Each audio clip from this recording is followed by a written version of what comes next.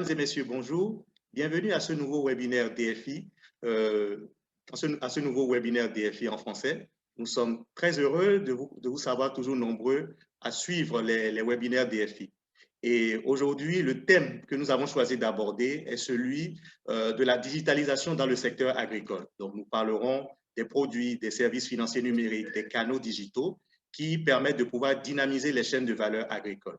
Alors, aujourd'hui, nous aurons une discussion d'une heure, une discussion d'une heure avec deux experts en transformation digitale et qui interviennent plus particulièrement dans le secteur agricole.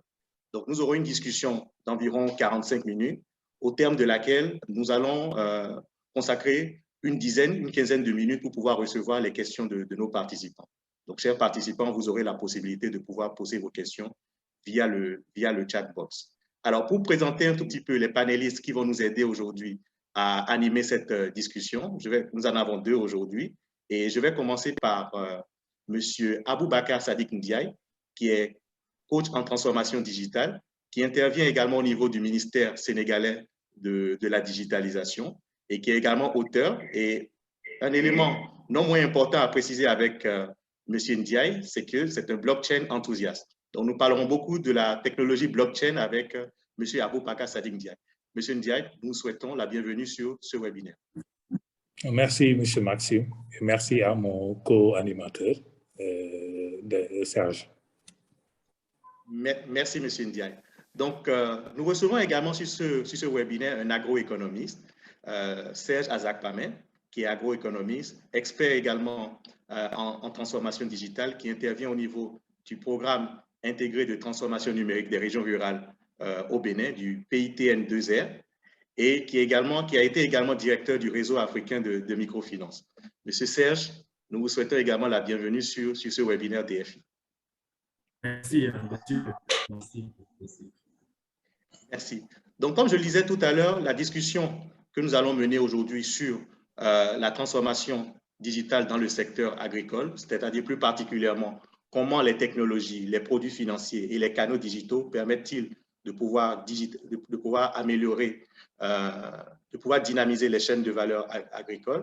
Nous allons mener une discussion de 45 minutes et nous allons consacrer une dizaine de minutes pour recevoir les questions. Donc, à ce titre, je voudrais inviter les participants à pouvoir nous adresser leurs questions via le chat box en précisant leur nom, prénom et email. Donc, je voudrais rassurer les participants que dans le cas où nous n'arrivons pas à répondre à toutes les questions pendant la durée du webinaire, nous nous chargerons de transmettre les questions aux panélistes et de pouvoir leur proposer des réponses. Ce webinaire sera enregistré et publié sur le site de Digital Frontier Institute et sur YouTube.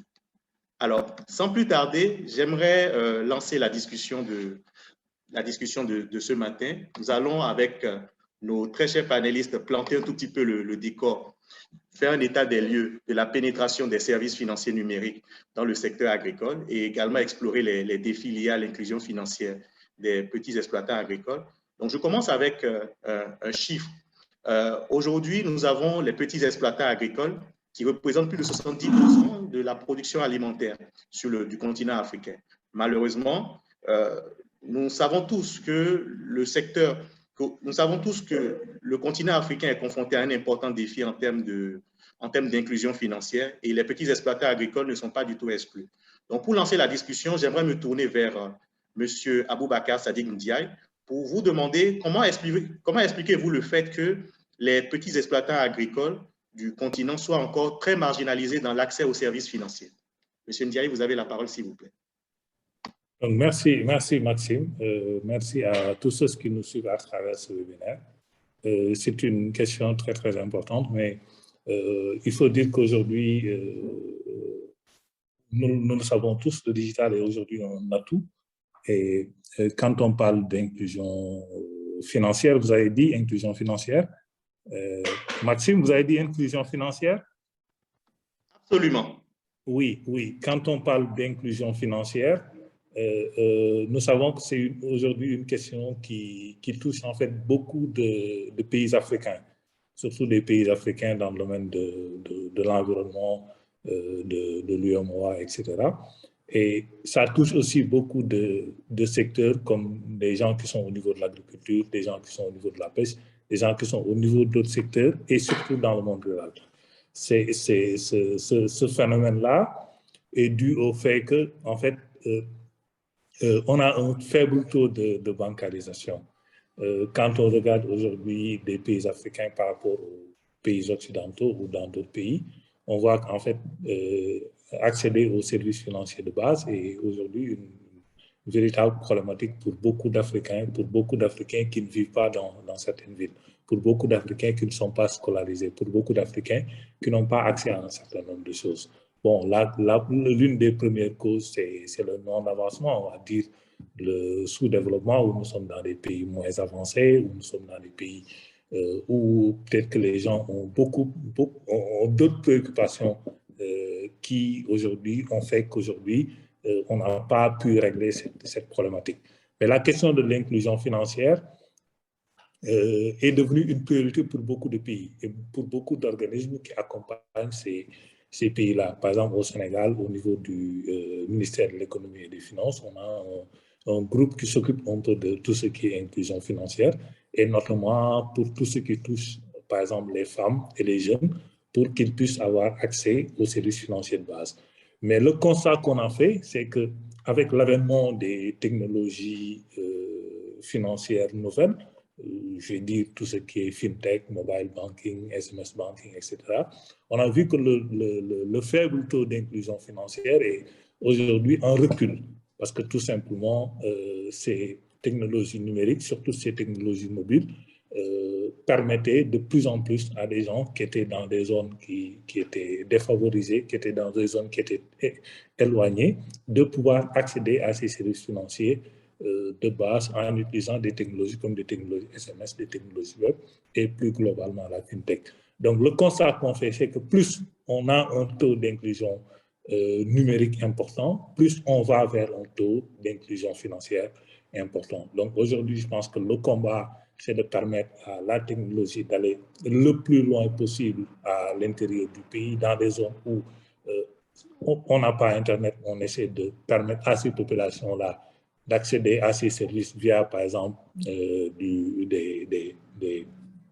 SMS, des téléphones portables 2G, ce qui permet aujourd'hui de pouvoir régler cette problématique. Mais je pense qu'aujourd'hui, si les Africains arrivent à adopter l'offre qui existe pour ceux qui sont dans les villes, par exemple, ceux qui disposent de smartphones, d'ordinateurs, peuvent accéder au web, ont un beau débit, peuvent accéder à certains services via, par exemple, la fintech, pour accéder aux services financiers de base. Je pense qu'il faudrait créer des déclinaisons à travers, par exemple, des SMS, des QR codes, des USSD, pour pouvoir permettre à ces populations-là d'avoir les mêmes niveaux d'accès et de pouvoir faire correctement ce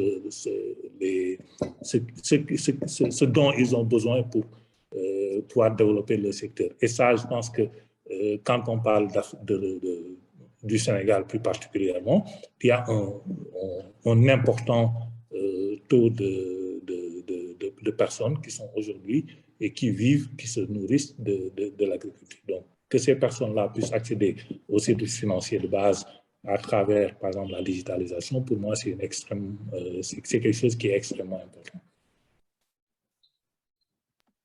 Merci, M. Ndiaye. Je crois que dans votre développement, vous avez évoqué un certain nombre d'éléments. Vous avez évoqué, par exemple, la technologie, plus particulièrement la technologie mobile. C'est vrai que tout à l'heure, nous allons nous tourner vers vous pour beaucoup plus parler de la technologie blockchain, qui est quand même une technologie assez innovante et qui peut fortement contribuer au développement des chaînes de valeur agricoles. Donc, vous avez parlé également d'un certain nombre d'offres de services qui sont aujourd'hui proposés dans les chaînes de valeur agricoles et qui permettent d'améliorer l'expérience des petits exploitants.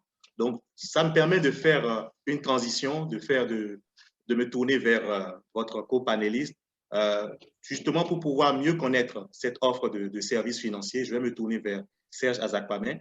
Serge, aujourd'hui, que pouvez-vous nous dire par rapport à l'offre de services financiers qui est proposée par les institutions de microfinance qui sont beaucoup plus proches en termes, je veux dire, en termes géographiques des petits exploitants agricoles? Merci, M. Wassim. Effectivement, en termes de proximité géographique, en termes d'offre de services en milieu rural, déjà, ce qu'on a actuellement sur le marché pour ces petites exploitations agricoles, d'abord, on a beaucoup de produits d'épargne. Donc, on a des dépôts à terme, des dépôts à vue et aussi des produits de tontine, souvent animés par de petits groupes. Beaucoup de femmes, on a noté qu'il y a beaucoup de femmes qui s'intéressent à ces produits de tontine déjà. Et en Afrique de l'Ouest, c'est un produit qui est très apprécié, surtout pour les commerçants qui aiment dans des groupes là pour épargner régulièrement. Et ils ont des mécanismes internes véritablement pour pouvoir entrer en possession de leur épargne. En plus de ça, on a aussi quand même des produits de microcrédit. Et pour ces petits exploitants agricoles, par exemple, des achats d'intrants à crédit. Donc, il est possible aux exploitants d'acheter des produits à crédit. Déjà, c'est important des intrants. Et ils ont la possibilité de payer après à la récolte. Ça, c'est un produit innovant. Aussi, il y a le crédit ou avantage qu'on appelle, c'est-à-dire que les exploitants sont en mesure d'utiliser leur récolte pour une garantie en vue d'avoir un crédit, de telle sorte qu'après, quand ils vont vendre leurs produits à des prix plus élevés, déjà, ils peuvent être en mesure de payer un peu ce crédit. En plus de ça, de temps en temps, ils ont aussi besoin de fonds de roulement pour mener leurs activités et aussi des produits d'investissement pour augmenter leur capacité de production. Mais maintenant, de plus en plus, avec la technologie, quand même, on a des produits d'épargne numérisés ou non à travers les canaux digitaux comme l'USSD, déjà les opérations de retrait d'épargne via le téléphone mobile et de plus en plus aussi il y a des opérations de transfert d'argent déjà. Donc ça constitue aussi une offre innovante qui est en termes d'épargne déjà qui est disponible actuellement aussi et qui est possible d'être utilisée en milieu rural en plus de ça.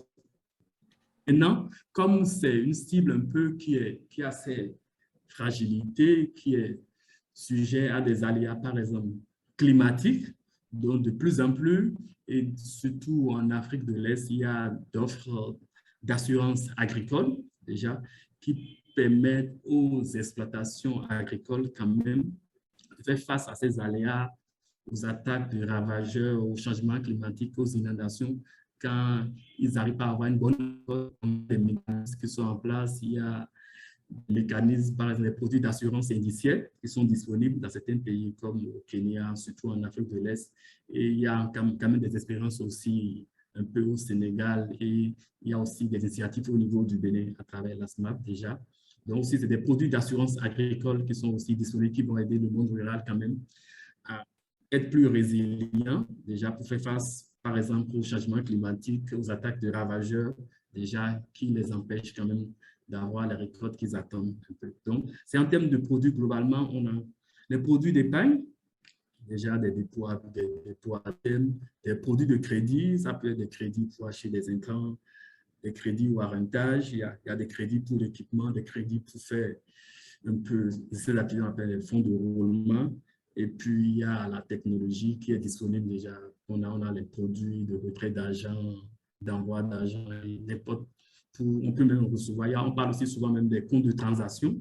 Déjà, donc, quand on arrive à minoriser, par exemple, certaines chaînes de valeur, il y a des exploitants qui peuvent recevoir un peu leurs revenus sur ces comptes mobiles un peu. Et aussi, on a vu dans certains pays, quand on veut faire du transfert de cash à des populations en milieu rural, quand même, on utilise comme au Togo, dans beaucoup de pays, on peut faire des transferts par les canaux digitaux. Donc, c'est quand même, il y a une offre quand même assez diversifiée de produits déjà qu'on peut offrir comme autre rural. Je vous remercie, M. Marcin.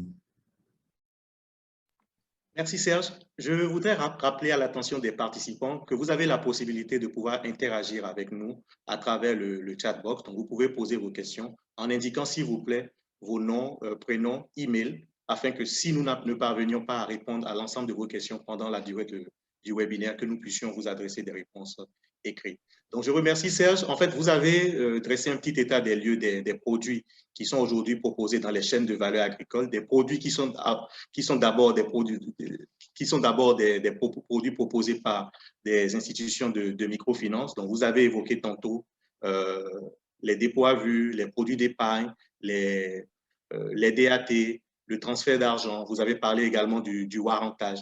Mais j'aimerais quand même vous poser une question, vous qui avez été quand même directeur d'un réseau africain de microfinance. Est-ce que vous pensez, est-ce que de votre expérience continentale, pensez-vous que les produits financiers qui sont aujourd'hui proposés par les institutions de microfinance, qui elles sont beaucoup plus proches des petits exploitants agricoles, est-ce que vous pensez réellement que ces produits sont adaptés à leurs besoins?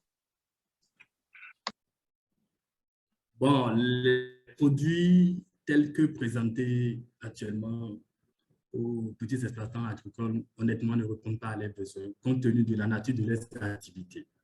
Les activités qui ont des revenus saisonniers, c'est-à-dire, par exemple, si on prend les produits de crédit, de façon générale, les produits qu'on leur offre, si on te met en place un crédit, déjà, le prochain mois, tu dois être en mesure, par exemple, de commencer par rembourser déjà le mois qui suit, après tous les mois, ça peut être le terme d'une année. Alors que la nature de l'activité agricole ne permet pas un peu ce cash flow-là, régulier, mensuel. Donc, il y a une période où on aime beaucoup, on met en place les semis, on attend les pluies, il y a la récolte, il y a les traitements. Après, il y a les ventes, ça peut être de 6 mois, même d'une année.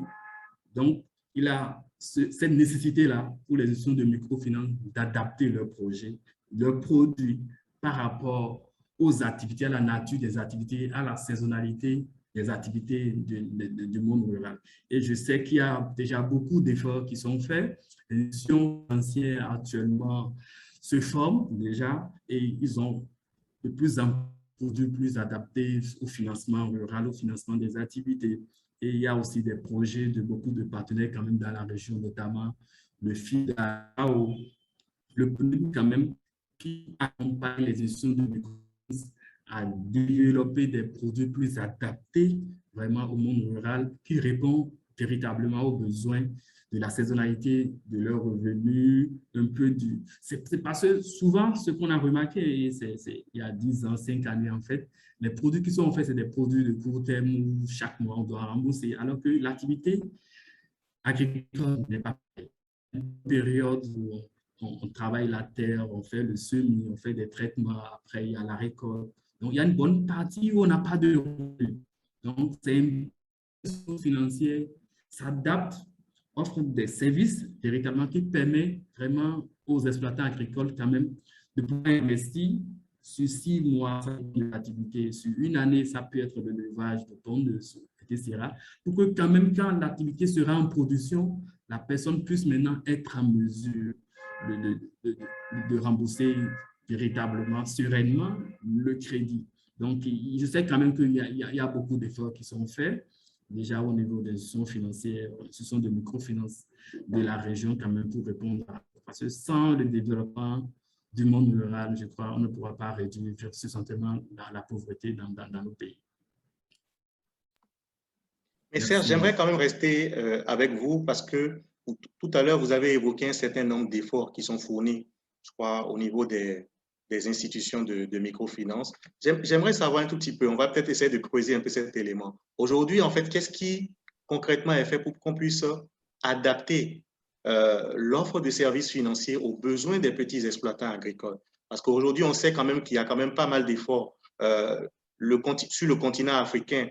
On le dit tout le temps, dans tous les débats, on le dit, le développement de l'Afrique doit passer par l'agriculture. Donc, il y a un travail qui se fait en termes d'organisation des chaînes de valeur, en termes de recensement des exploitants agricoles, d'établissement de cadastre. Alors, au niveau du secteur financier, parce que ça, en fait, là, je parle un peu au niveau macro, qu'est-ce qui est en train de se faire. Mais au niveau du secteur financier, vous qui avez été directeur du réseau africain de microfinance, qui regroupe quand même 25 institutions de microfinance sur le continent africain, qu'est-ce qui se passe vraiment au niveau du secteur de la microfinance? Qu'est-ce qui est réellement fait pour qu'on puisse adapter ces produits-là aux besoins des petits exploitants agricoles? OK, merci. Oui, par rapport au secteur là, de microfinance de proximité, déjà pour pouvoir offrir une offre plus adaptée au monde rural, déjà pour financer l'agriculture, les petits exploitants agricoles. Déjà, les institutions financières, déjà, d'abord sur l'activité d'agriculture, déjà, ils essaient de comprendre un peu comment ça marche, parce que beaucoup ne savent pas. C'est des banquiers, souvent banquiers d'affaires, peut-être banquiers commerciaux, qui ne connaissent pas véritablement c'est quoi l'activité de l'agriculture, comment on finance par exemple l'élevage, pas mal de choses. Qu'est-ce que c'est en retour? Comment il y a ce mouvement de cash flow? Donc, il y a beaucoup d'organisations actuellement comme la FAO, par exemple, avec l'Agence pour le développement autonome, ADA Luxembourg déjà, qui développe des modules de formation sur le financement rural. Donc, ces formations, actuellement, sont déployées sur le continent. Il y a beaucoup d'acteurs qui participent déjà à Luxembourg et aussi délocalisés de temps en temps à Dakar, dans la région. Et ces formations leur permettent de concevoir des produits adaptés qui répondent aux besoins de financement du monde rural. Par exemple, pour l'agriculture, pour l'élevage, le petit élevage, par exemple pour la production. Donc, il y a des produits adaptés déjà. Donc, il y a la formation, puis après, le coaching qui leur permet de développer véritablement des produits. Ça peut être des produits un peu appelés, un peu pas ordinaires. Par exemple, tu peux avoir un crédit où tu as des différés de 6 mois, par exemple. Donc, ça te permet quand même d'entrer en production, par exemple, avant de commencer par payer. Ce n'est pas comme de façon ordinaire ce qu'on voit quand il y a un crédit déjà à la fin du mois, déjà, il y a la première mensualité qui t'attend. Tu n'as même pas encore commencé quelque chose, tu dois commencer par payer.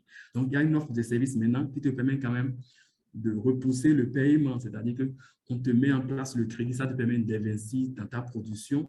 Déjà, ça peut être après 6 mois, tu vas commencer par payer là. Tu as l'opportunité déjà, tu es déjà en production, tu peux payer sereinement. Donc, il y a beaucoup d'offres de produits maintenant dans ce sens qui permet au monde rural de faire face véritablement à ce besoin de financement pour pouvoir augmenter leur capacité de production et augmenter leur productivité agricole. Et ça participe à l'augmentation de leur revenu. Parce que si on arrive à leur financer des produits, à les aider à augmenter leur production, forcément, il y aura beaucoup plus de valeur ajoutée, beaucoup plus de revenus et sereinement, ils pourront payer le crédit, on ne va pas tomber. Maintenant, après aussi, il y a des mécanismes, parce que ces institutions financières quand même sont réticentes à financer le monde. Donc, il y a des mécanismes de garantie, comme au Bénin. Déjà, il y a le Fonds national pour le développement agricole. Donc, il y a un guichet pour financer le monde rural et il y a un partenariat avec les institutions financières, mais il y a aussi un guichet qui permet de garantir un peu tout ça déjà. Donc, il y a des garanties qui sont mises en place par l'État, par exemple, au Bénin, qui permettent à nos institutions financières d'être sereinement en mesure de financer le monde rural. Parce qu'il ne faut pas se leurrer, les banques classiques et aussi les institutions de proximité sont toujours réticentes à financer le monde rural. Je trouve que c'est très risqué. Tu vois, il y a des aléas climatiques, il y a le niveau d'instruction, il y a le niveau de technicité aussi. Peut-être que les gens n'ont pas souvent. Donc, en accompagnant ces institutions avec des mécanismes de garantie, déjà aussi, ça peut aider les gens à être plus confortables, à l'aise, à financer vraiment le monde rural, à mettre en place des financements qui leur permettent de développer véritablement leurs produits. Merci, M. Maxime. Merci Serge. Eh bien, je vais peut-être résumer un peu cette première partie du webinaire au cours de laquelle nous avons fait ensemble un état des lieux de la digitalisation dans la chaîne de valeur agricole. Donc, je crois que ce que nous retenons, c'est que il y a aujourd'hui un faible taux d'inclusion financière dans le secteur agricole. Et ça, c'est lié à un certain nombre de problématiques en termes d'infrastructure, en termes d'organisation des chaînes de valeur. Mais il y a quand même un changement de paradigme qu'on est en train d'observer, surtout au niveau du paiement, avec des technologies telles que la technologie mobile, qui permet de pouvoir plus aisément accéder à des services. C'est vrai que vous avez évoqué un certain nombre de services financiers qui sont aujourd'hui proposées par les institutions de microfinance qui, elles, sont beaucoup plus proches géographiquement des exploitants agricoles. Donc, vous avez évoqué des produits tels que la tontine, les DAT, les dépôts à vue, le transfert d'argent, le warrantage. Mais vous avez évoqué longuement les crédits et aujourd'hui, ce que nous sommes en train de constater, c'est que beaucoup plus au niveau des crédits, l'offre n'est pas tout à fait adaptée. Donc là, maintenant, nous allons peut-être passer à une autre partie de cette discussion où nous allons nous intéresser aux potentialités des technologies numériques. Donc, comment les technologies numériques, je veux parler notamment des technologies numériques financières, comment peuvent-elles contribuer à une meilleure dynamisation des chaînes de valeur agricoles, comment également les produits financiers et les canaux digitaux peuvent contribuer à cette digitalisation. Donc là, je vais peut-être me tourner vers M. Aboubakar Sadiq Ndiaye. Donc, nous venons ensemble de faire un état des lieux, de la pénétration des services financiers dans le secteur agricole. Donc, selon vous, comment pensez-vous que les technologies, vous qui êtes vraiment expert en technologie, vous avez d'ailleurs écrit un ouvrage non seulement sur la blockchain, l'intelligence artificielle, sur le big data. Comment pensez-vous que cette technologie pourrait contribuer aujourd'hui à une meilleure dynamisation des chaînes de valeur agricoles, au vu de l'état des lieux que nous venons de dresser ensemble?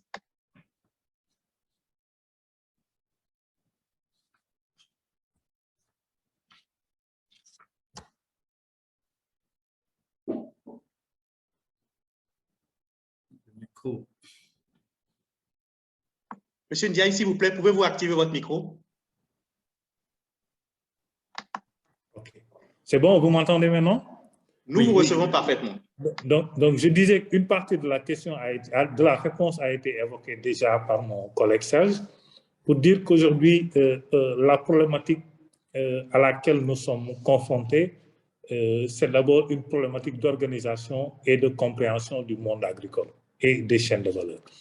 Il y a un manque d'organisation, il y a un manque de recensement, de regroupement un peu des acteurs et de savoir qui fait quoi, qui est au niveau de quel secteur, qui fait quoi. Cette information-là, ces informations-là sont des informations qui sont utiles pour les organisations qui accompagnent. C'est des informations qui sont utiles aussi pour nos États, pour pouvoir voir comment aider, accompagner et dynamiser. Donc, dans ce sens-là, il y a énormément de technologies qui sont proposées par des jeunes startups, notamment des technologies qui consistent à permettre à ces acteurs-là agricoles, à ceux qui sont dans cette chaîne de valeur-là, de pouvoir disposer de l'information agricole sur les marchés, sur les terres, sur des prix, sur un certain nombre de phénomènes climatiques. Quand je prends l'exemple du Sénégal, il y a par exemple des applications comme Mlouma qui ont été développées depuis 5 ou 6 ans, qui sont des applications qui permettent à l'agriculteur de pouvoir se renseigner, d'avoir des informations sur le marché, d'avoir des informations sur les prix du produit, sur la disponibilité et de gérer un peu la relation client dans le cadre un peu de cette chaîne de valeur-là. Les acteurs de la chaîne de valeur sont en rapport avec des producteurs, en rapport avec des financiers, mais ils sont en rapport aussi avec des acteurs qui sont dans le marché.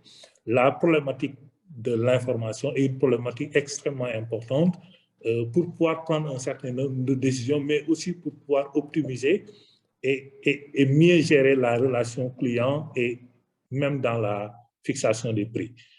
Pour y arriver, certaines applications, comme j'avais dit au Sénégal, que je maîtrise le plus, Mlouma a tenté de le faire et c'est une application qui a remporté énormément de prix lors un peu des challenges pour voir est-ce que c'était des technologies qui pouvaient permettre au monde agricole de pouvoir tirer profit. C'est des applications qui sont assez simples, qui sont basées sur l'utilisation des SMS.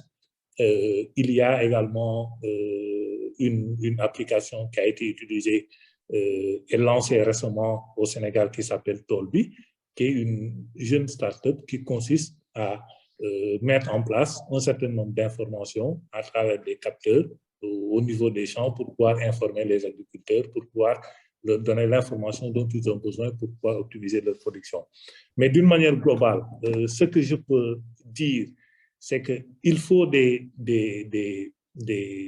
applications web, il faut des applications mobiles, il faut des capteurs, il faut utiliser l'intelligence artificielle, il faut utiliser un peu de blockchain pour pouvoir arriver à mettre en place un certain nombre de portails, je vais dire, d'applicatifs technologiques qui permettent aux producteurs, aux acteurs producteurs de pouvoir disposer de l'information sur les besoins, sur les demandes, sur les prix pour pouvoir anticiper et même sur des prévisions de récolte. Parce qu'aujourd'hui, avec le Big Data, on peut faire des estimations globalement en fonction des données collectées avec le mobile, par exemple, pour savoir un peu les prévisions en termes de récolte pour tel ou tel produit. Ça permet d'anticiper plus globalement par rapport à la demande sur combien va coûter tel produit sur le marché en fonction de sa disponibilité.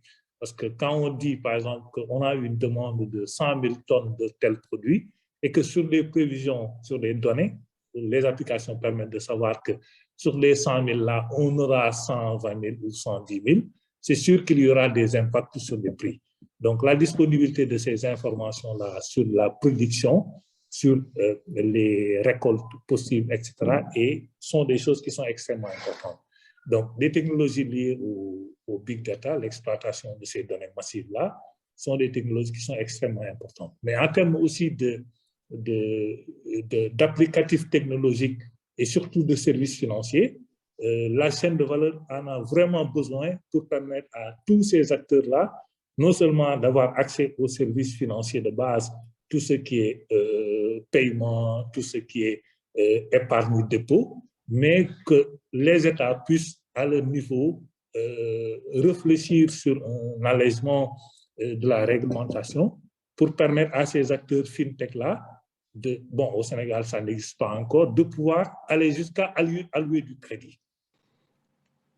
C'est extrêmement important. Ces gens-là, je ne sais pas si dans d'autres pays, ça se passe comme ça, mais c'est des gens qui ont peut-être des difficultés à accéder au crédit via ces nouvelles applications, via ces outils fintech, via ces outils de SMS banking, etc.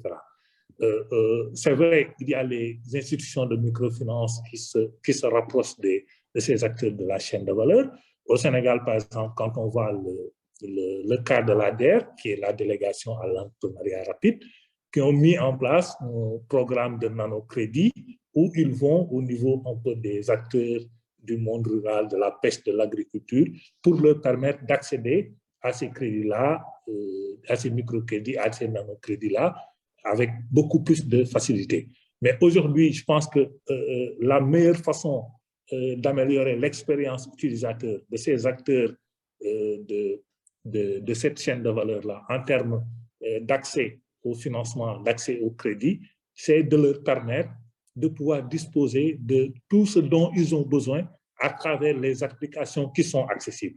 Je donne un exemple. Si Orange Money est disponible presque partout, ou si un autre wallet comme Calpay, etc., est disponible partout, il faudrait qu'au niveau de l'accompagnement d'État, qu'on puisse voir au niveau de la Banque centrale, au niveau des organismes financiers qui s'occupent de ça, comment on peut permettre à ces acteurs-là, non seulement de permettre aux acteurs de la chaîne de valeur de pouvoir utiliser ces applications via du USSD, etc., pour pouvoir épargner, pour pouvoir payer, pour pouvoir recevoir des paiements, pour pouvoir faire des ventes et récupérer de l'argent, mais pour pouvoir aussi faire des dépôts et faire un peu de crédit. Je pense que j'ai vu l'exemple, par exemple, de la Poste en Suisse, qui aujourd'hui, avec une manipulation de la réglementation, l'État a permis à la banque postale de pouvoir aujourd'hui se positionner là dans ce secteur d'allocation, d'allouer de crédit, de faire des dépôts, etc.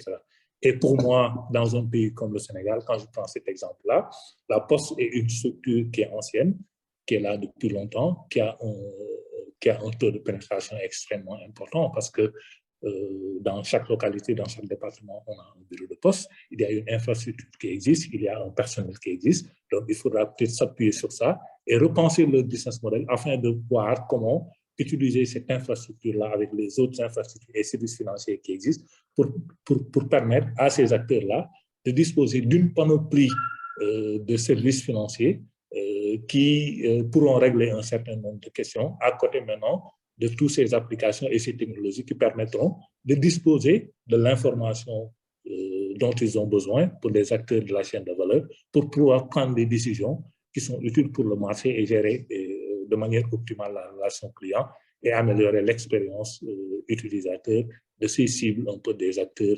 de la chaîne de valeur.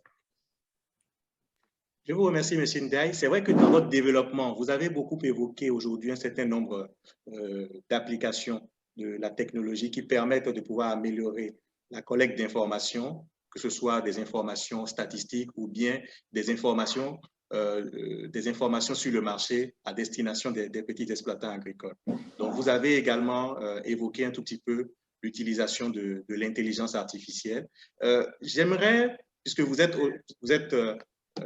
vous définissez vous-même comme un blockchain enthousiaste, j'aimerais un peu m'attarder sur la technologie blockchain qui est assez innovante et savoir déjà comment vous pouvez nous définir la blockchain en français facile. Oui, vous l'avez dit, hein, je suis un blockchain enthousiaste. Je suis la révolution numérique côté blockchain, côté application disruptive qui peut impacter et surtout positivement côté usage. La blockchain, dès le début, hein, depuis quelques années, est décrite comme une révolution dans la révolution Internet. Quand on parle de blockchain, les gens parlent même d'une seconde révolution qui a peut-être la même ampleur qu'Internet. Donc, la révolution de confiance, donc, qui peut permettre d'utiliser une nouvelle technologie qui permet d'atteindre l'objectif premier pour lequel Internet a été créé. Et c'est de permettre de créer un monde où tout le monde peut communiquer, faire des affaires en ne se souciant pas des barrières culturelles, territoriales ou des barrières un peu structurelles et étatiques. Donc, elle permet aujourd'hui de mener des innovations à grande échelle et la blockchain est considérée comme une technologie, un outil de certification, d'authentification, de garantie et d'intégrité. Et elle est définie comme une technologie de stockage, de transmission de données qui est considérée comme un grand livre ouvert, sécurisé, infalsifiable, décentralisé et qui peut permettre à 2 ou 3 acteurs de pouvoir interagir, de pouvoir faire des transactions sans qu'il y ait un tiers de confiance. Donc, en gros, c'est comme dire que si nous avons, nous, tous les deux, une transaction financière, il faut forcément que la transaction financière passe par une banque, un tiers de confiance. Dans le cadre de la blockchain, on peut contourner parce qu'il n'existe pas ce tiers de confiance-là et un algorithme, en fait. Et le fait que ça soit un algorithme et le fait que le registre soit sécurisé et infalsifiable me permet, moi, de voir la traçabilité de la transaction et toi aussi de voir la traçabilité de la transaction. Je ne pourrais pas falsifier la transaction, de ton côté aussi, la même chose. C'est pourquoi aujourd'hui, on pense que la blockchain est une technologie qui peut être utile pour tout ce qui est contrôle des votes, tout ce qui est contrôle des smart contracts, etc. Parce que tout simplement, c'est la dimension sécurité et la dimension transparence qui régit un peu cette technologie. Merci, M. Ndiaye. Maintenant, c'est vrai que vous nous avez donné une définition assez générale qui permet de pouvoir comprendre un peu ce que c'est que la blockchain. Maintenant, peut-être que ce à quoi l'exercice avec lequel je voudrais me livrer avec vous, c'est de savoir aujourd'hui quelles sont les applications de la blockchain dans les chaînes de valeur agricole, plus particulièrement ici sur le continent africain. Est-ce que vous avez des exemples concrets à nous donner? Je sais par exemple, je commence déjà par répondre indirectement à la question, je sais aujourd'hui que la blockchain présente un potentiel en termes de sécurisation du foncier. On sait qu'on est sur un continent où le cadastre, nous sommes confrontés à quand même pas mal de litiges qui sont des litiges domaniaux et qui freinent l'investissement. Et qu'à partir du moment où on dit que ça freine l'investissement, ça freine également la mobilisation de financement. Donc, c'est un tout petit peu ce genre d'application que j'aimerais peut-être creuser avec vous. C'est vrai que vous avez évoqué également la question de certification. De façon pratique aujourd'hui, comment nous utilisons la blockchain dans les chaînes de valeur agricole en Afrique? Oui, je pense que pour si je dois donner un exemple concret de l'utilisation de la blockchain dans les chaînes de valeur, plutôt dans les chaînes de valeur agricole ou dans l'agriculture plus précisément, je donnerai peut-être l'exemple de l'utilisation de la blockchain dans un pays comme le Ghana. Je ne sais pas si c'est utilisé dans d'autres pays par rapport à la gestion du cadastre. Donc, au niveau du Ghana, il y a un projet de blockchain qui permet aujourd'hui de gérer le cadastre et de pouvoir gérer tout ce qui est identité numérique des terres et de pouvoir on peut organiser tout ça. Donc, je ne sais pas si dans d'autres pays, au Sénégal, je ne vois pas de projet d'ampleur utilisant la blockchain dans le domaine public, mais je pense qu'on a cet exemple-là, qui est un exemple connu de l'utilisation de la blockchain pour la gestion du cadastre, pour la gestion des registres, etc. Mais par rapport à votre question, je pense que cet exemple-là est très utile, hein, parce que quand on parle de chaîne de valeur agricole en Afrique, on a la question de l'accès aussi aux terres. Parce que l'accès aux terres est non seulement un problème, mais est source aussi de conflits. Parce qu'en Afrique, on sait qu'on a un problème lié à l'identification des terres, lié à l'attribution des terres du fait un peu du système ancien, du fait des héritages, etc. Donc, on a vu beaucoup de peuples, beaucoup de pays se déchirer à cause de cette problématique de distribution des terres. Je pense qu'aujourd'hui, le fait de pouvoir recenser les véritables propriétaires, les véritables acteurs, de trouver des consensus autour de qui peut accéder à telle terre, ça appartient à qui peut l'exploiter sur telle durée, que ce soit en bail ou en propriété, etc., ou en location, et mettre tout ça dans des registres qui sont infalsifiables, disponibles et transparents pour tous les acteurs de l'écosystème de l'agriculture. Pour moi, ce serait la meilleure façon de pouvoir gérer la question des terres. Donc, pour moi, la première utilisation, c'est l'utilisation de la blockchain au niveau de l'identification, au niveau de l'organisation et au niveau de la mise en registre des différentes terres pour savoir un peu comment contourner ces problématiques d'accès pour tous les acteurs de la chaîne de valeur. Donc, l'autre utilisation qu'on peut faire, c'est une utilisation au niveau, par exemple, des smart contracts, parce que on voit, par exemple, au Sénégal, on a énormément de problèmes liés au paiement par rapport à la fin un peu de la saison agricole.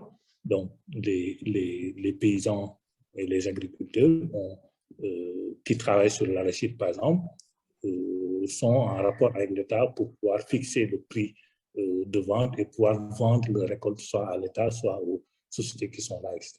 Et souvent, jusqu'à la prochaine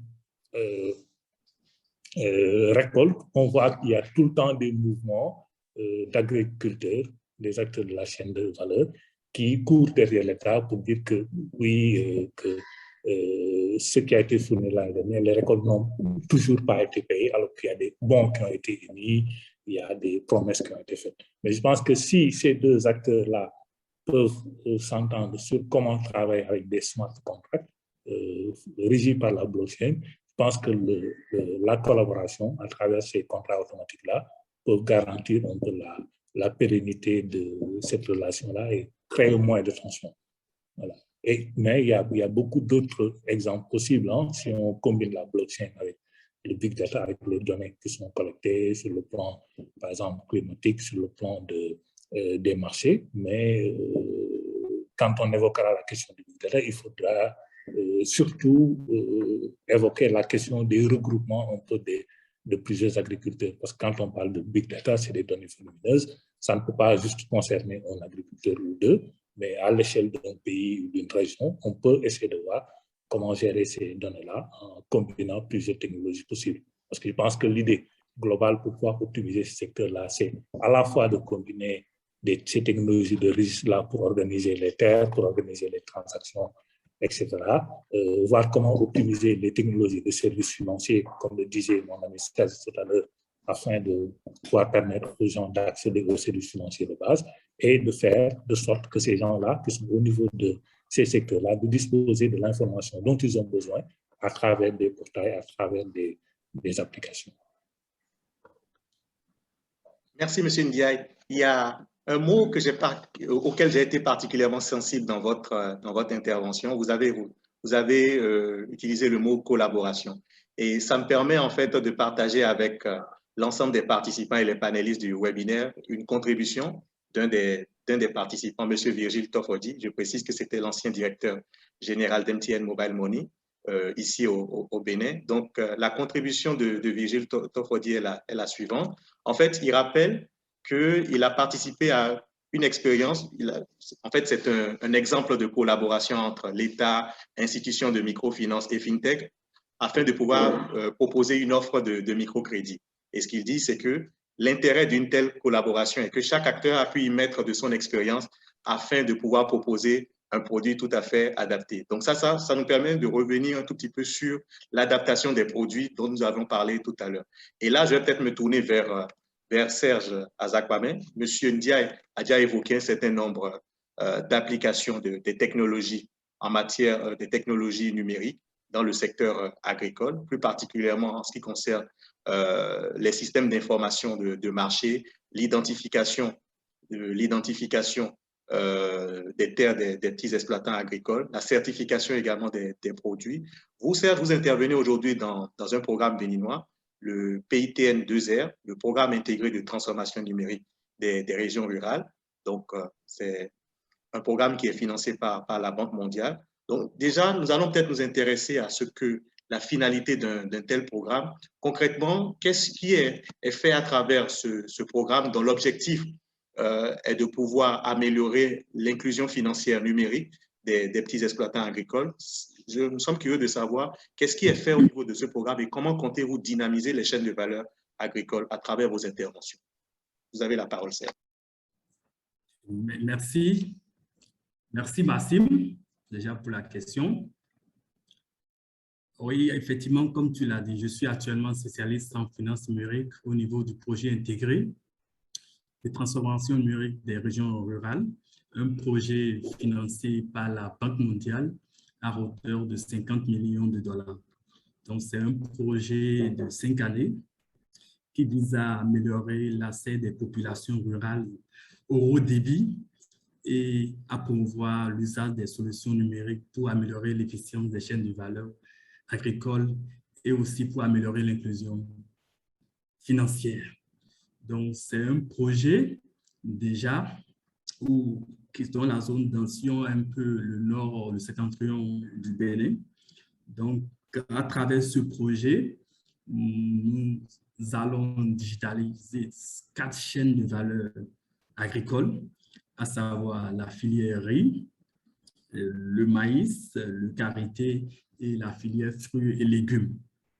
Donc, vraiment, on a l'ambition vraiment de mettre en place une plateforme numérique vraiment pour permettre aux différents acteurs de cet écosystème, de ces différentes filières, pouvoir un peu digitaliser leur paiement. Donc, c'est un programme ambitieux.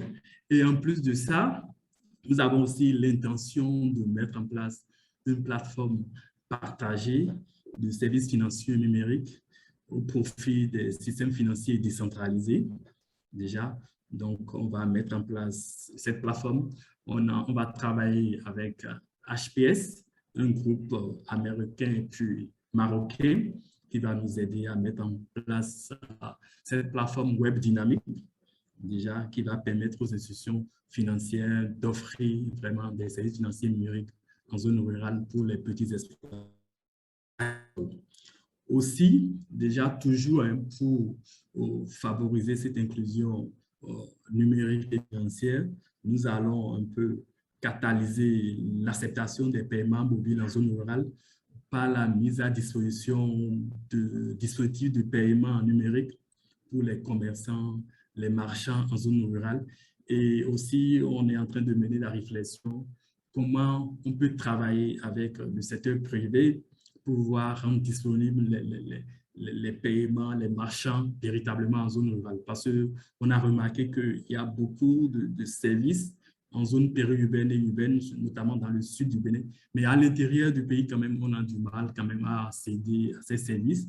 Déjà, donc, on est en train de mener la réflexion aussi pour voir comment on peut trouver des acteurs qui pourraient travailler avec l'État à travers notre projet pour pouvoir rendre disponibles ces services-là à l'intérieur du pays pour permettre quand même aux populations rurales d'avoir accès à ces services-là. Déjà innovants de retrait, de dépôt d'argent, d'avoir d'argent de retrait. Déjà, donc, c'est un peu ce qu'on a l'intention de faire au niveau de ce projet. Et aussi, hein, déjà, c'est un projet déjà numérique, comme le nom l'indique. Et le cœur, les 2/3 des ressources de ce projet, c'est pour pouvoir amener la fibre optique dans toutes les communes du Bénin un peu, pour que l'accès à l'Internet soit une réalité dans toutes les communes du septentrion du Bénin. Donc, on est en train déjà de travailler aussi sur ça. Et je crois petit à petit quand même, tout le monde rural pourra avoir accès à l'Internet parce que toute la technologie qu'on va mettre en place déjà dépendra quand même de la disponibilité de la connectivité dans ces zones de région. Donc, on doit pouvoir étendre la connectivité dans toutes ces zones. Toutes les zones grises déjà sont déjà identifiées. On peut pouvoir déployer vraiment la fibre optique dans toute cette partie du pays. Et aussi, on est très ambitieux pour ce projet déjà. Et avec la technologie, on a l'intention même les agences territoriales de développement agricole en termes de drones, déjà avec des applications, comme on en parlait tout à l'heure aux panélistes, on va pouvoir installer des applications pour pouvoir rendre disponibles des informations essentielles au monde rural, aux agriculteurs, dans la conduite de leur culture, en termes de données météorologiques, en termes de données vraiment systémiques, en termes de traitement phytosanitaire à faire, en termes de données marché déjà. Donc, on est déjà dans la phase d'acquisition de ces équipements pour les agents territoriales du pays pour pouvoir les équiper véritablement à utiliser la technologie véritablement déjà pour booster le développement rural. Et en plus de ça, déjà, on en a parlé un peu, déjà, il y a aussi le conseil agricole qui est très important pour nous. Donc, on va pouvoir aussi mettre en place des plateformes déjà pour conseiller les agriculteurs, des services vocaux déjà en langue nationale, dans les langues de ces localités déjà pour qu'on leur explique comment ils doivent vraiment conduire les institutions essentielles pour qu'ils être le document. Et aussi, il y a une initiative importante qu'on a au niveau de ce projet, on appelle ça la marketplace. Donc, c'est en fait un marché virtuel qu'on va mettre à disposition du monde rural où les producteurs, les petits producteurs seront en mesure véritablement de faire connaître leur produit, de toucher à des prix quand même intéressants qui leur permettent vraiment de profiter de leur travail. Donc, vraiment, c'est vraiment la technologie combinée véritablement à la connaissance, déjà à l'expertise, déjà comment on va tirer profit de la technologie véritablement pour développer le monde rural, transformer le secteur agricole dans notre pays. Et aussi, je ne vais pas occulter, l'inclusion numérique aussi est importante parce que quand nous amenons la fibre du pays, le haut débit déjà c'est déjà de l'inclusion numérique déjà. Comment on travaille ça, que les coûts aussi soient abordables pour la qualité, que les services soient facilement accessibles pour cette population aussi qui en a besoin aussi pour pouvoir quand même apporter sa contribution au développement du pays.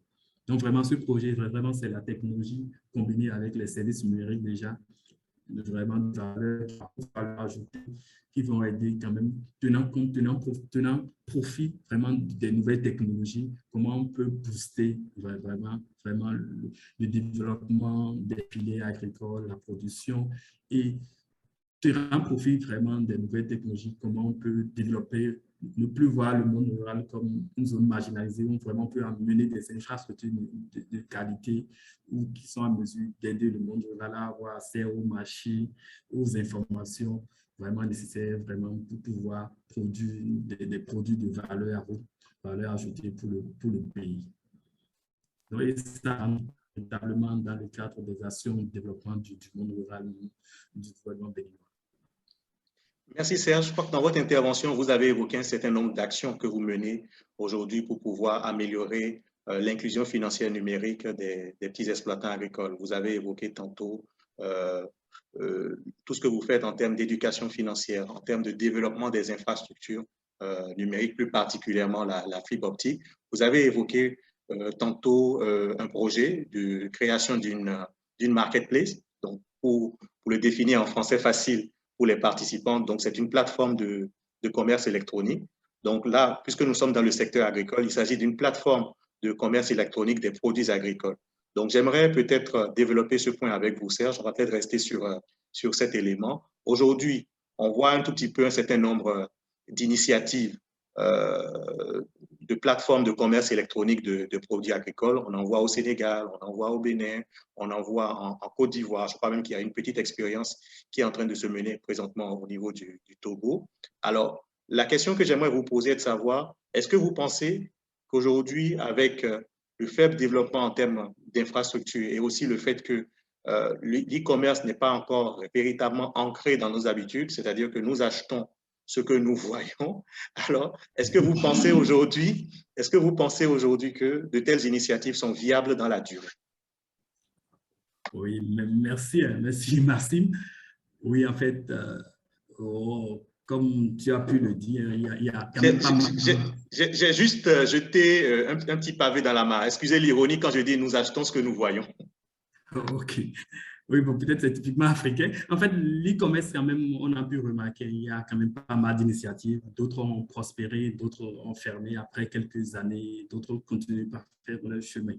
En fait, en termes d'e-commerce, je trouve que quand même c'est déjà c'est important, déjà, mais ce n'est pas un domaine où on va rentabiliser facilement, en fait, compte tenu du contexte africain, déjà parce que c'est des marges très faibles.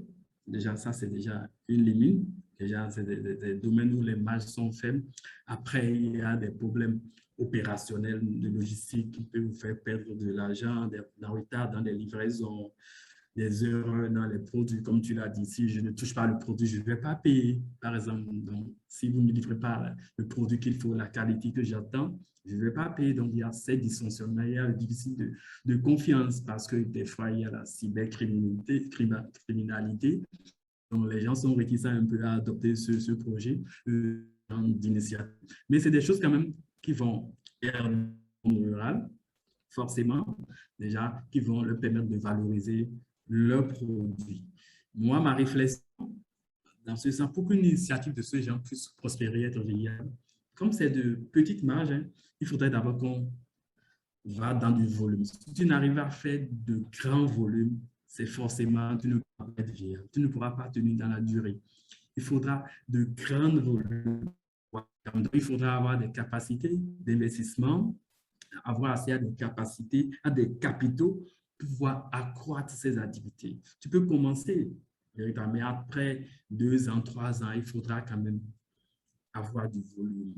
Sinon, ça ne va pas prendre, tu ne pourras pas faire face aux frais opérationnels, à la logistique. Tout ça, là, c'est beaucoup d'investissement.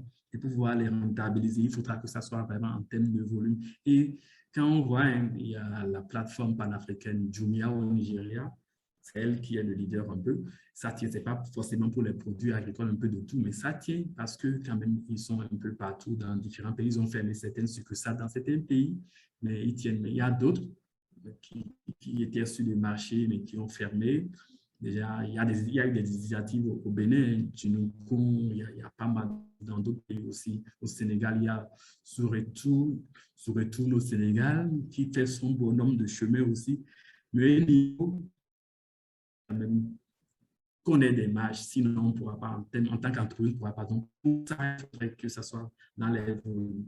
Et là, c'est quand on voit Jumia. Jumia a pu tenir actuellement parce qu'elle arrive à lever des capitaux même jusqu'à New York. Donc, ils ont des capacités de élevées. Donc, forcément, ça leur permet d'investir, d'accroître leur portée et d'être un peu partout, d'être dans tout. Donc, c'est ma réflexion. Maintenant, pour le faire, je trouve qu'en Afrique, comme tu l'as dit tout à l'heure, un peu, pour me taquiner un peu, je trouve qu'il faut quand même, c'est pas du tout électronique, il faudra des modèles hybrides. C'est-à-dire que l'Africain, quand même, aime des fois toucher du doigt ce qu'il veut acheter. Donc, il faudra peut-être des modèles numériques ou des modèles vraiment entre les deux. Les gens sont en mesure.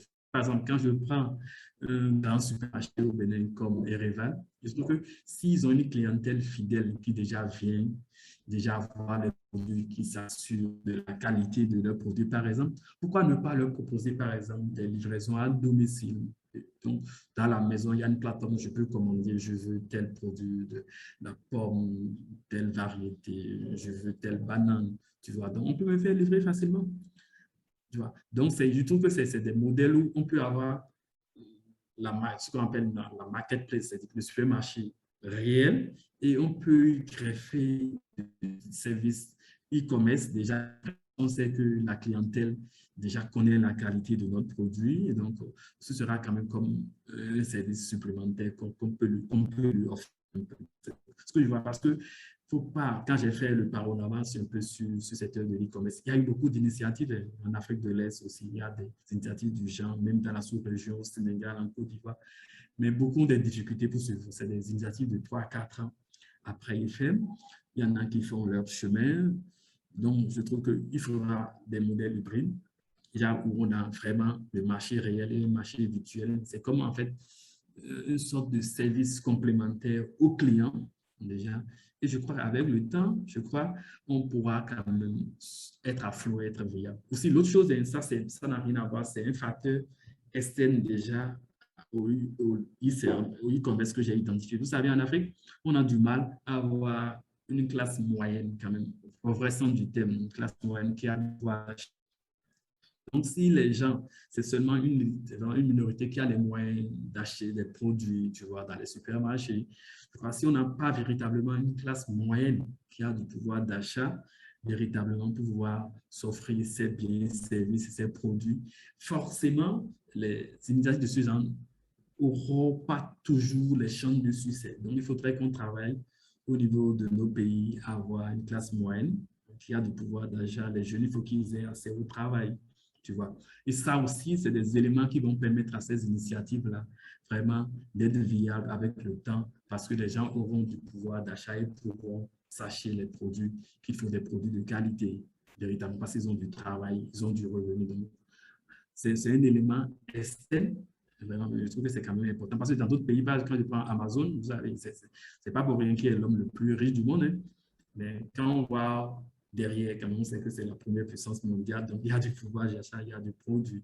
Donc, c'est des éléments vraiment dont les gens n'auront pas du mal quand même à faire des commandes en ligne parce qu'ils ont du pouvoir, ils n'auront pas à aller au marché à côté un peu pour ne pas, parce qu'ils n'ont pas les moyens de s'acheter certains produits. C'est un élément que j'aimerais quand même évoquer. D'accord. D'accord. D'accord. Merci Serge. En fait, nous allons peut-être prendre 2, 3, 4 minutes pour répondre, 2, 3, 4 minutes pour clôturer la discussion et recevoir les premières questions de nos participants. Donc là, merci Serge. J'aimerais me tourner maintenant vers M. Ndiaye. Donc nous allons aborder un tout petit peu les interventions des États et des régulateurs, c'est-à-dire quelles sont les actions en fait qui peuvent être menées par ces États et ces régulateurs afin de pouvoir dynamiser les chaînes de valeur agricole avec justement les produits financiers numériques, les canaux numériques. Donc, j'aimerais me tourner vers M. Ndiaye. Nous avons longuement évoqué l'utilisation de la blockchain, que ce soit pour l'amélioration de la sécurisation foncière, que ce soit pour des questions de certification, ou même l'utilisation des smart contracts, donc des contrats intelligents qui permettent de pouvoir indemniser les petits producteurs agricoles dans le cas où certaines conditions météorologiques ne sont pas favorables. J'aimerais vous demander, M. Ndiaye, aujourd'hui, est-ce que vous pensez qu'il faille réglementer l'utilisation de la blockchain? Tout ce qui est nouveau entraîne également des risques. Donc, est-ce que vous pensez qu'il y a lieu aujourd'hui de réglementer cette nouvelle technologie qu'est la blockchain? Oui, c'est une question assez intéressante. Mais bon, là, pour moi, la blockchain est censée être une technologie qui est faite pour ne pas être régulée. Bien que dans nos États, on travaille beaucoup sur l'accompagnement, la réglementation des nouvelles technologies quant à leur usage. Mais la blockchain elle-même, pour moi, est une technologie qui est faite pour s'autoréguler. Après, il faudra voir les usages qui sont faits de la blockchain, dans quel ou quel domaine, et essayer de l'accompagner en termes de contrat entre les divers acteurs. Pour moi, ce qu'il faut voir, c'est dans le cadre du droit commun des contrats, comment s'organiser pour que la réglementation puisse garantir le fait de pouvoir dire le droit en cas de litige, en cas de problématique. Maintenant, par rapport à la technologie qui est utilisée, la blockchain est faite pour être une technologie qui est régulée par un tiers de confiance, comme par des algorithmes, pour pouvoir fonctionner comme il faut. Maintenant, je pense que le cadre légal doit être le cadre qui régit les différents acteurs, quelle que soit la technologie qui est utilisée. Pour vous donner un exemple, si on prend l'exemple de l'utilisation, par exemple, de l'information dans le cadre d'un site web, d'un portail web ou informé par SMS, le plus important pour moi, ce n'est pas le portail, ce n'est pas la plateforme web ou l'application, mais c'est réglementer le droit et les devoirs par rapport à la personne qui informe et par rapport à la personne dont on prend l'information. Donc, si les deux personnes sont dans un cadre légal, quel que soit l'outil utilisé pour diffuser l'information, pour moi, le reste, l'État peut accompagner. Par contre, par rapport à votre question, ce que l'État peut faire et les régulateurs par rapport à ça, c'est d'accompagner les acteurs qui veulent utiliser la blockchain, c'est d'accompagner les acteurs qui veulent utiliser ces technologies pour comprendre le bien fondé de ces technologies, pour comprendre comment fonctionnent ces technologies et pour pouvoir accompagner les acteurs afin de pouvoir, comme on dit, répondre aux exigences de développement. Aujourd'hui, on a parlé du mot collaboration tout à l'heure. Pour régler cette problématique d'inclusion financière, d'inclusion numérique, les États sont incapables, les États seuls sont incapables d'y arriver. Il faut une collaboration entre les opérateurs, parce que c'est eux qui diffusent souvent le signal Internet. Il faut une coopération entre ces opérateurs, entre l'État, les acteurs de la chaîne de valeur et surtout les startups tech. Dans certains pays, il faudra impliquer les banques, qui sont les acteurs classiques de tout ce qui est finance, tout ce qui est crédit, etc. Parce que les opérateurs, souvent, ce n'est pas leur métier, bien qu'aujourd'hui, qu'on voit beaucoup d'opérateurs essayer de changer leur modèle économique pour se positionner dans la fintech et avoir des wallets comme Orange Money, comme Tigo, Free, etc. Mais ce n'est pas leur cœur de métier. Les banques sont un peu en retard par rapport à cette inclusion financière-là, avec tout ce qui est fintech, etc. Les startups disposent de la technologie, mais sont en retard dans la réglementation. Et l'État est souvent très en retard et observateur. Donc, pour moi, l'essentiel de ces acteurs-là doivent s'asseoir, doivent travailler en collaboration pour réfléchir sur la meilleure manière d'aborder ces questions-là. Mais la première chose, pour moi, revient à l'État pour pouvoir comprendre cet écosystème-là, pour pouvoir savoir comment fonctionnent ces chaînes de valeur. Les États l'ont compris, pour pouvoir recenser les différents acteurs, les problématiques et voir ensemble comment le faire. Je donne un exemple. Aujourd'hui, dans le cadre d'un pays comme le Sénégal, où la Poste a d'énormes difficultés et est présente dans presque chaque département du pays, aujourd'hui, ce taux de présence-là, seule la Poste dispose de ce type de présence. Les acteurs télécoms n'ont pas cette présence-là. Les fintech startups ont peut-être peu de moyens pour aller à l'intérieur et au fond du pays. L'État peut-être est dans une dynamique globale.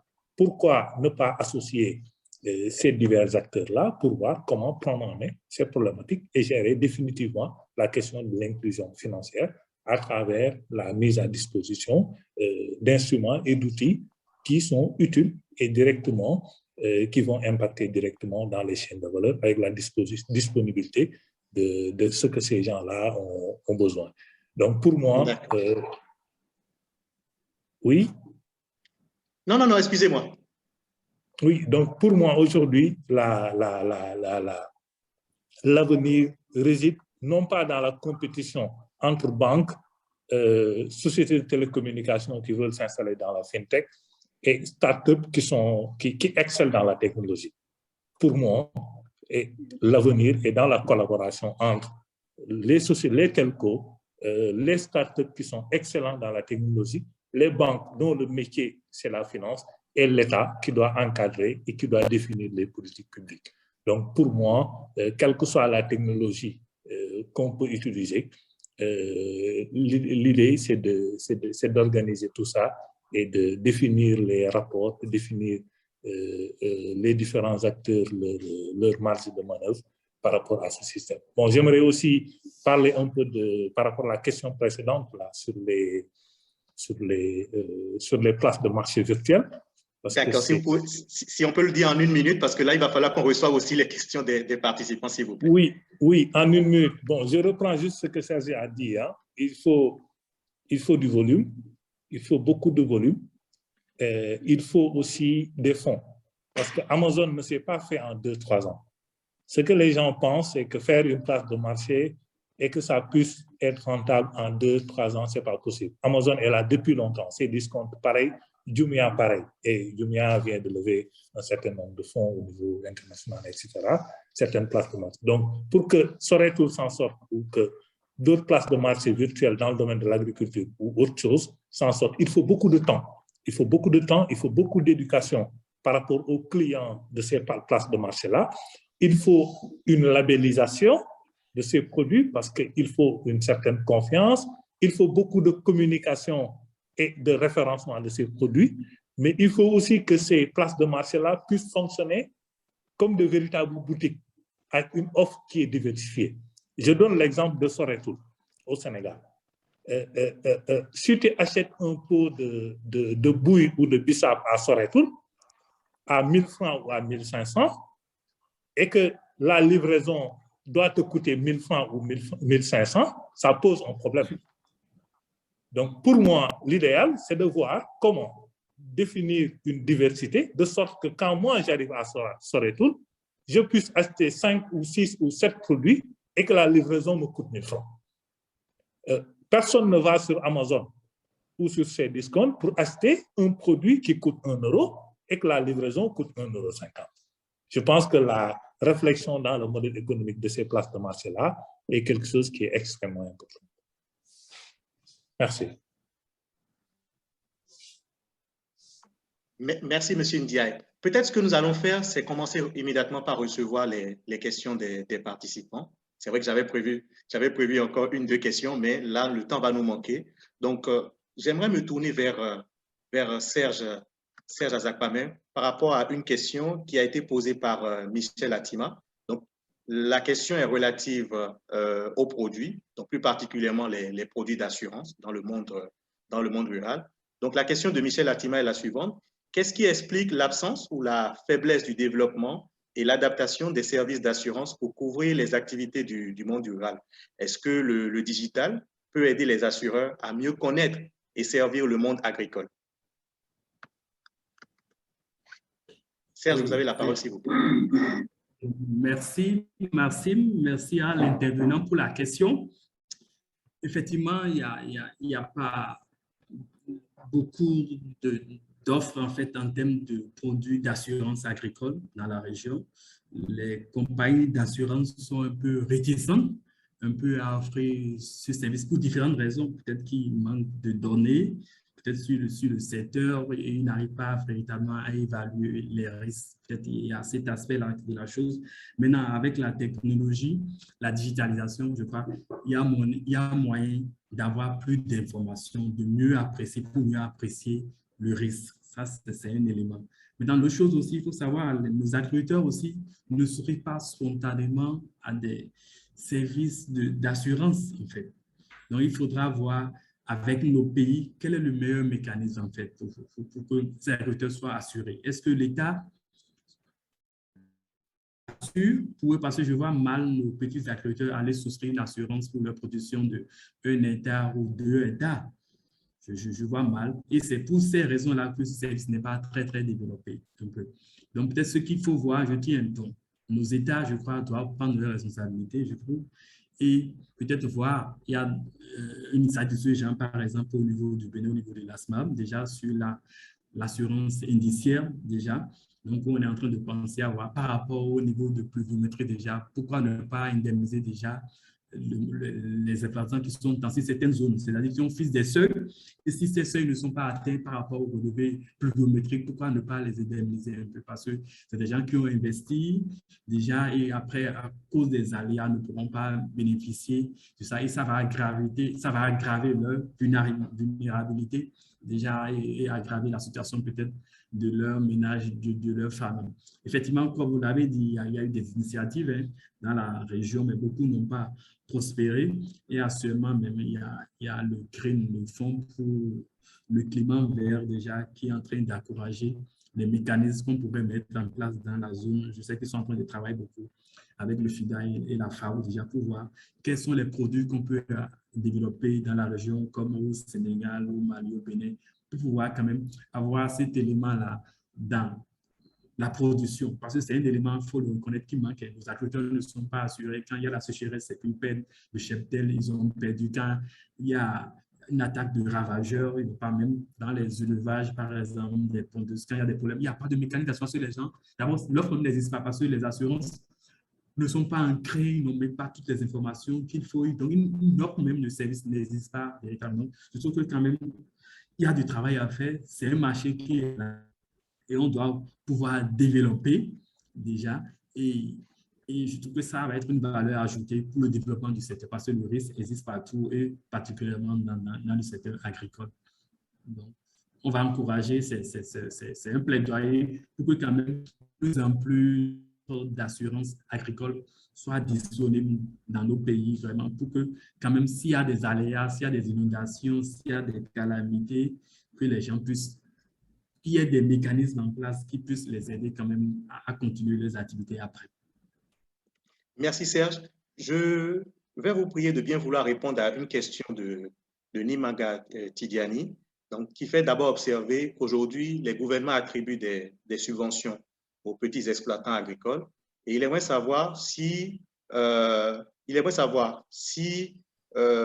aujourd'hui il existe des... Peut-être je ne comprends pas très bien la question. Est-ce qu'il y a aujourd'hui des produits digitaux pour gérer cette problématique? Donc, si je comprends bien, en fait, c'est la question de pouvoir mettre à disposition des subventions aux petits exploitants agricoles. Mais je crois que ça, vous l'avez évoqué, Serge, dans votre développement, lorsque vous avez parlé, par exemple, d'un programme au Togo comme Novici. Oui. Donc, est-ce que vous allez encore dire un mot là-dessus? Non, en fait, dans nos pays, quand même, il y a quand même beaucoup de subventions. Ce n'est pas peut-être ce qu'il faut, mais quand même, il y a beaucoup de subventions en termes d'intrants. Il y a, par exemple, au Bénin, sur la filière coton, il y a beaucoup de subventions en termes d'intrants, en termes de semences, en termes de phytosanitaires. Il y a quand même beaucoup de subventions qui sont accordées aux producteurs déjà en amont de la production, en aval de la production qui leur permettent de vraiment de produire véritablement. Il y a des mécanismes qui existent dans différents pays. Il y a des coupons, il y a des pays où il y a des coupons de subvention où tu peux aller dans la boutique à côté pour pouvoir t'approvisionner sur les produits phytosanitaires, sur les semences. Il y a des mécanismes. Maintenant, digitaliser, ce n'est pas facile. Je crois que ce qu'on est en train de faire, c'est dans beaucoup de pays, c'est-à-dire que les paiements, parce que quand les gens produisent après, on doit les vendre. Il y a des pays étrangers, par exemple, en Chine ou en Inde, par exemple, l'ANACAD, où les gens quand même arrivent à acheter les produits. Tout ce qu'il faut faire, c'est de comment faire en sorte que les gens puissent avoir peut-être la totalité ou une partie de leurs revenus sur leur porte-monnaie électronique, si en existe déjà. Donc, ça va permettre quand même de se familiariser avec la digitalisation des paiements, avec les moyens de paiement digitaux. Et c'est ce qui est encouragé actuellement. Et c'est des éléments qui vont nous permettre quand même de dynamiser, et c'est le cœur de notre discussion, les chaînes de valeur agricole. Donc, les subventions, c'est bon. Maintenant, après, s'il y a des paiements à faire, je trouve que le gouvernement peut vraiment privilégier les paiements digitaux parce que ça a beaucoup d'avantages. On n'en a pas peut-être beaucoup parlé. Ça évite les tracasseries, les transports, même la logistique pour payer les gens. Des fois, c'est des milliards. Je sais que, par exemple, dans la filière coton au Bénin, je ne vous cache pas, c'est des centaines et des centaines de milliards. Si on doit payer tout ça en cash, vraiment, imagine la logistique, et c'est à l'intérieur du pays. Donc, transporter du cash, des centaines de milliards, alors qu'on peut digitaliser, on peut transférer sur les comptes des gens et ça permet aux gens vraiment d'épargner, de gérer de façon plus judicieuse leur argent. Donc, on doit éviter quand même le tout cash. Je crois que ça crée beaucoup de dysfonctionnements et aussi avec le terrorisme, le blanchiment d'argent quand même. Je trouve que c'est des éléments de plus en plus qu'on doit éviter. Si on peut digitaliser, on doit le faire et forcément ça a des bénéfices. Ça permet la traçabilité. Il n'y a plus beaucoup d'intermédiaires parce qu'il y a des problèmes dans ces filières, le monde rural. Il y a tellement d'intermédiaires qui profitent du travail des autres alors peut-être qu'ils n'ont pas fait. C'est des éléments de dysfonctionnement du travail. La digitalisation a réglé beaucoup de problèmes, beaucoup de problèmes. Après, maintenant, il y a les questions de sécurité, comme on a parlé, mon collègue, qui faudra régler. Vraiment, il ne faudrait pas que les systèmes soient piratés parce que ça va être un risque systémique après. Donc, il faut que nos pays investissent aussi dans ces infrastructures pour pouvoir les sécuriser et que les systèmes en place soient vraiment des systèmes intégrés auxquels on peut faire vraiment confiance. Ce que je peux dire par rapport à ça. Merci Serge. Les deux dernières questions, je vais peut-être les réserver à M. Ndiaye pour que nous puissions clôturer ce webinaire. J'ai ici, par exemple, une question de Biko Mbouma. Il demande si nous pouvons partager avec lui une expérience positive d'intégration du mobile money dans le financement d'une chaîne de valeur agricole. M. Ndiaye, s'il vous plaît.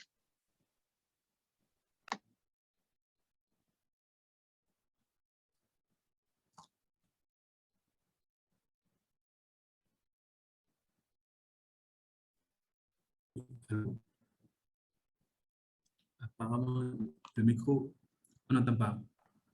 Monsieur Ndiaye, vous pouvez activer votre micro, s'il vous plaît? Oui, j'ai activé mon micro. On a des exemples au Sénégal avec l'accompagnement de l'ADPME, l'Agence de développement des PME au Sénégal, qui accompagne des femmes transformatrices qui sont au niveau du Sénégal. Moi-même, j'ai eu une expérience en tant que formateur pour accompagner ces femmes-là dans le cadre de la chaîne de valeur, marketing et vente. Et elles ont bénéficié de financements qui ont été essentiellement pris en charge par l'Agence de développement des PME à 80%.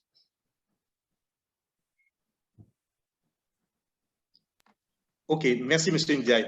J'ai une dernière question pour vous, une question qui a été posée par Ibrahim Affal, Ibrahim Diallo, pardon. Donc, il fait d'abord observer que les produits financiers numériques exploitent des technologies digitales dont l'appropriation par les petits paysans africains analphabètes est difficile. Comment et par quel mécanisme ce processus de digitalisation des chaînes de valeur agricoles pourrait être accéléré en Afrique?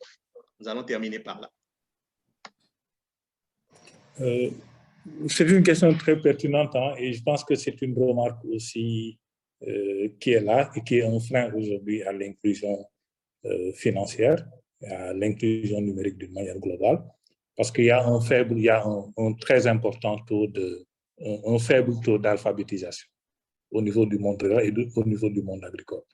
De la même manière aussi, on a un problème au niveau un peu du taux d'équipement, parce que beaucoup de gens n'ont pas accès aux équipements qu'il faut pour pouvoir utiliser ces services financiers digitaux.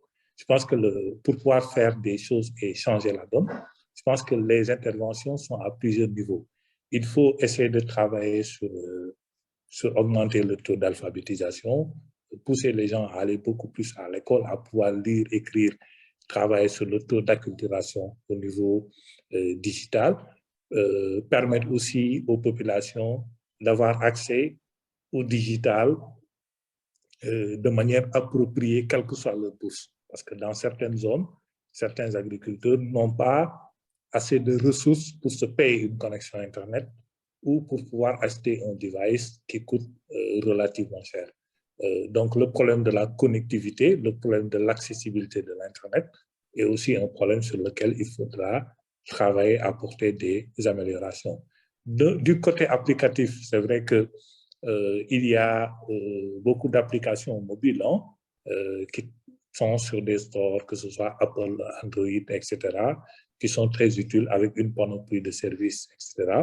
Mais à côté, il y a aussi des applications sur la base de USSD, de QR code, etc., qui sont développées. Mais je pense que pour des gens qui ne savent pas lire et écrire, il faudra voir un peu comment peut-être travailler sur l'API d'applications vocales comme WhatsApp pour pouvoir faire tout le parcours client de manière vocale, pour inciter des startups à développer des applications avec une reconnaissance vocale, avec des images, pour permettre à ceux qui disposent de certains smartphones d'utiliser des applications en reconnaissant juste des images, en reconnaissant des codes, en reconnaissant autre chose. L'autre question, comme j'avais dit tout à l'heure, c'est de voir comment faire collaborer les différents acteurs au niveau de cet écosystème-là pour accéder aux services financiers digitaux. Comme je dis, les opérateurs ne peuvent pas tout faire, mais il faudra peut-être faire une petite pression, leur donner des cahiers de charges pour que l'Internet soit accessible presque partout et à peut-être moindre coût, permettre aux banques et aux services de fintech de pouvoir proposer des services de crédit sur le téléphone, de dépôt sur le téléphone, afin que les mêmes services que proposent les mutuelles d'épargne et de crédit ou les banques, que les personnes puissent y accéder via leur téléphone avec un parcours client très, très réduit. Mais aussi faire une très grande campagne de sensibilisation quant à l'intérêt qu'il y a d'aller vers l'utilisation de ces services technologiques qui sont des services à très forte valeur ajoutée. Parce que quand on parle de chaîne de valeur agricole, il y a des fonctions support, il y a des fonctions opérationnelles, on parle là de la gestion des infrastructures, des finances, des ressources humaines, des ressources de développement, des technologies qui sont utiles pour développer la filière dans laquelle on est. On parle là d'achat, d'intrants, il y a aussi la question de la production, mais il y a aussi la question du marketing et de la vente, comme on avait dit tout à l'heure, par rapport aux places de marché. Et ça, aujourd'hui, c'est extrêmement important. On est dans une période de Covid, la Covid n'est pas encore terminée. Les gens ne peuvent pas se rendre tout le temps dans certaines zones, dans certains marchés. Au Sénégal, que je connais bien, à 2 ou 3 reprises, des marchés ont été fermés. Et par rapport à tout ça, comment développer vraiment une panoplie de services, avoir des places de marché qu'il faut, optimiser les chaînes logistiques et permettre au final aux producteurs de s'en sortir et de pouvoir gérer et améliorer l'expérience utilisateur de ces personnes-là qui vont vers les acteurs des chaînes de valeur agricole. Merci, M. Ndiaye. J'ai l'impression qu'il y aura beaucoup de frustrés après ce webinaire, tant il y a de questions dans le chat box. Vous devez bien nous excuser, nous ne pourrons malheureusement pas répondre à l'ensemble des questions. De toute façon, comme je le disais, nous allons recenser l'ensemble des questions qui nous ont été adressées via le chat box et les relayer aux panélistes afin de pouvoir vous proposer vos réponses. Je vais peut-être faire l'effort de prendre une dernière question concernant le PITN 2R dans lequel évolue aujourd'hui Azakpame. Ce sera vraiment la dernière question. Elle est posée par Jules Eda. Donc aujourd'hui, il dit dans le cadre de ce projet, donc le PITN 2R au Bénin, et le constat significatif, c'est que face à la multiplicité des systèmes d'information, des systèmes informatiques de gestion de SFD, non, là je lis mal la question, il dit dans le cadre du projet PITN 2R au Bénin, face à la multiplicité des SIG, des SFD, donc face à la multiplicité des SIB, des systèmes financiers décentralisés, comment pourrons-nous favoriser la pérennité de l'accès inclusif aux services financiers en ce qui concerne l'agrégation avec une plateforme numérique qui favorise l'accès par le canal USSD? Merci. Je crois que c'est une question pertinente. Un peu. En fait, nous, comme nous travaillons déjà sur l'extension du réseau de téléphone et de l'Internet à l'intérieur du pays, nous avons privilégié l'option de l'USSD. En fait.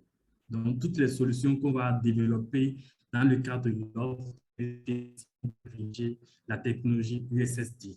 Parce que c'est utilisable très facilement. Déjà, avec n'importe quel téléphone, on peut l'utiliser. On n'a pas besoin de smartphone.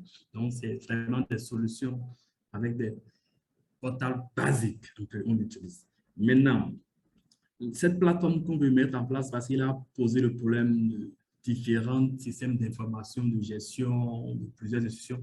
Au niveau du Bénin, on a remarqué, on a fait un diagnostic, on a remarqué qu'il y a beaucoup d'initiatives de systèmes d'information de gestion.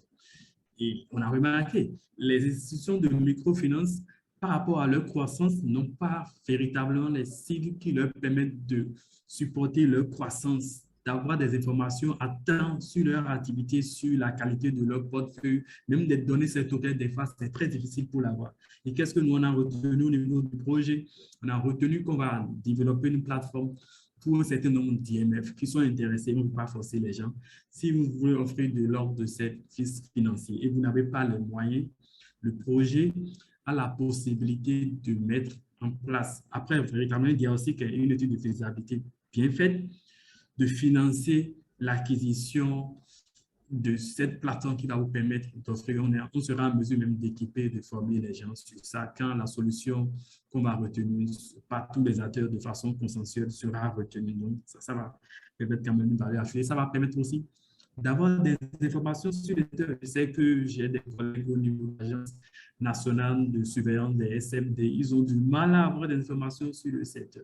Et on veut régler ces problèmes en mettant une plateforme partagée. C'est-à-dire facilement, au niveau de l'association professionnelle que nous sommes à l'AFIA, il y aura des modules qui vont nous permettre d'agréger les informations sur les territoires, d'avoir des informations. On n'a pas souvent des informations. On a des informations, par exemple, on est en 2021, mais pour avoir même les informations en 2020, c'est difficilement on l'a. Donc, on n'a même pas les informations à temps. Donc, on veut régler ce problème de manque d'informations sur le secteur et aussi prendre profit des technologies, aider les sociétés de microfaçon. Ils ont des difficultés avec la COVID, il y avait un peu une crise financière latente déjà. Maintenant, il y a la COVID, il y a tout ça. Donc, on est conscient que les institutions ont des difficultés, en fait. Donc, on veut les aider déjà à mieux s'équiper. Et avec la COVID, on veut quand même offrir des solutions qui sont digitaux, parce que là, qui sont digitales, je vais dire, parce que là, ça va nous permettre de respecter les gestes barrières, ça va permettre aux clients de effectuer le paiement de crédit à distance, ça va permettre aux gens de faire des retraits facilement. Donc, c'est pour ça qu'on a prévisé ces solutions-là digitales et on espère que ça sera pour le secteur. Merci Serge. Merci Serge, merci M. Ndiaye. Nous arrivons au terme de cette discussion qui a été très, très riche et instructive. Je crois que nous avons débordé de plus de 20 minutes, vu la richesse, la qualité des interventions de nos panélistes et le nombre de questions. Malheureusement, nous ne pourrons pas répondre à l'ensemble des questions, comme je le disais tantôt, au cours de cette discussion. Donc, ce que nous allons faire, c'est vous envoyer des réponses écrites. Donc, sur ce, j'aimerais remercier nos panélistes, nos éminents panélistes pour la qualité des échanges de ce matin qui ont été fortement instructifs. J'aimerais également remercier nos participants pour leur fidélité, pour leur régularité sur les webinaires organisés par DFI. Et je nous donne un prochain rendez-vous pour le mois de septembre où nous aborderons une nouvelle thématique que nous publierons bientôt sur les réseaux sociaux. Sur ce, je vous remercie et je vous dis à très bientôt. Allez, bye bye. Bye bye. Bye bye.